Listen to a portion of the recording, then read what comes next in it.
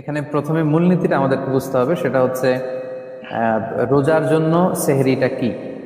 সেহরি খাওয়াটা হচ্ছে সুন্নাহ, সাহুর খাওয়া হচ্ছে সুন্নাহ। কোনো কারণে কোনো ব্যক্তি যদি সাহুর নাও খায় তাতে তার রোজার কোনো সমস্যা হবে না, রোজা হয়ে যাবে।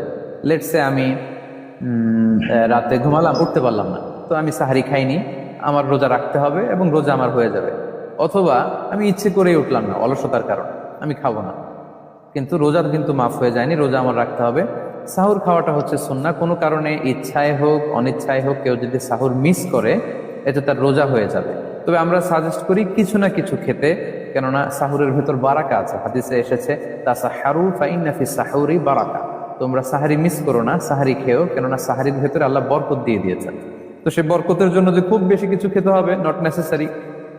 হাদিসে আছে নি'মাস সাহুর আতাম, সাহারি হিসেবে খেজুর কতই না উত্তম খাবার, খেজুর দিয়ে হতে পারে, আমরা স্বাভাবিক যে খাবার এটা হতে পারে। আর কেউ যদি একটা বিশেষ ডায়েটারি প্রসেসে থাকে, সেক্ষেত্রে আপনি ভাই যেটা বললেন যে পানি খাওয়া বা পানির সাথে হালকা একটু লবণ মিক্স করে খাওয়া, সেটাতেও সাহারি খাওয়া আদায় হচ্ছে। সে কিছু না কিছু তো খেয়েছে, খাওয়ার ফলে সে বারাকাটা পাবে। এতে রোজার উপর কোনো প্রভাব বিস্তার করবে না, এতে কোনো ধরনের সমস্যা নেই ইনশাআল্লাহ।